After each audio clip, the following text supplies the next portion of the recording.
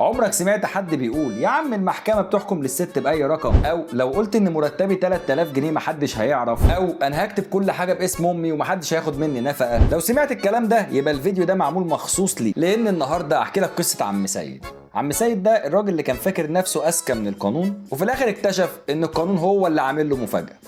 يلا بينا نبدا. عم سيد كان قاعد في يوم على القهوه، واحد بيقول له ايه يا عم سيد مالك مهموم كده ليه؟ قال له الست رفعت عليا قضيه نفقه. فواحد رد بسرعه وقال له بسيطه، قول لهم انك عاطل. التاني قال له لا، قول انك بتقبض 2000 جنيه. والتالت دخل بثقه وقال له لا، واكتب العربيه باسم خالك. كل واحد بيفتي وكانهم لجنه تشريعيه قاعده على القهوه. عم سيد خرج من القهوه وهو فاكر انه اكتشف ثغرات القانون كلها. واول ما دخل المحكمه القاضي بدا ينظر في المستندات، وعم سيد واقف مستني اللحظه اللي هيقول له فيها يا سياده القاضي انا فقير. لكن اكتشف ان المحكمه مش هتحكم له بالكلمه اللي طالعه من بقه، المحكمه بتحكم بالحقيقه. دخلك كام فعلا، بتشتغل فين فعلا، ومستوى معيشتك عباره عن ايه، وايه الادله والمستندات على دخلك. فالقانون مش لعبه ذكاء ولا مباراة مين فينا هيعرف يضحك على التاني. وهنا لازم نقف وقفة. في ناس كتير فاكرة ان النفقة ليها رقم ثابت، وده كلام غير صحيح بالمرة. في القانون المصري المحكمة بتقدر النفقة على حسب ظروف كل حالة. يعني ممكن شخص يدفع مبلغ وشخص تاني في نفس نوع الدعوة يدفع مبلغ تاني خالص. ليه؟ لان ظروف الناس مختلفة، الدخل مختلف، عدد الاولاد مختلف، الاحتياجات نفسها مختلفة.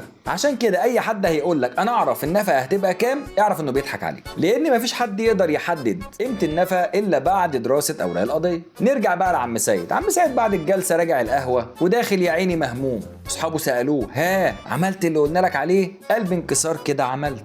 ردوا عليه وقالوا له ها وايه اللي حصل؟ طمنا يا عم سيد. قال لهم اكتشفت ان نص اللي بيتقال على القهاوي ملوش علاقة بالقانون. وسكت شوية عم سيد وقال يا ريتني كنت سمعت من محامي قبل ما اقعد على القهوة واسمع منكم. فلو في حاجة واحدة عايزك تفتكرها بعد الفيديو ده، انك ما تاخدش معلوماتك القانونيه ولا من حد قاعد على القهوه ولا من السوشيال ميديا، ما انا من السوشيال ميديا. ما تاخدش معلوماتك القانونيه من تعليقات على السوشيال ميديا، ولا من صاحبك اللي ابن عمه محامي، ولا من الراجل اللي حافظ له كلمتين وعمال يوزع في فتاوي. كل قضيه ليها ظروفها، وكل حكم بيتحدد على حسب الاوراق والوقائع اللي موجوده. فلو عندك سؤال عن النفقه او اي دعوه من دعاوي الاحوال الشخصيه، هستناك تكتب لي النهارده في التعليقات. وفي الفيديو الجاي هنتكلم عن سؤال بيشغل ناس كتير جدا، وهو هل الزوجه العامله تستحق نفقه؟ ولو اول مره تشوفني ما تنساش تشترك في القناه وتشغل زرار الجرس عشان يوصلك كل جديد، لاننا بنشرح القانون بلغه بسيطه ومن غير تعقيد.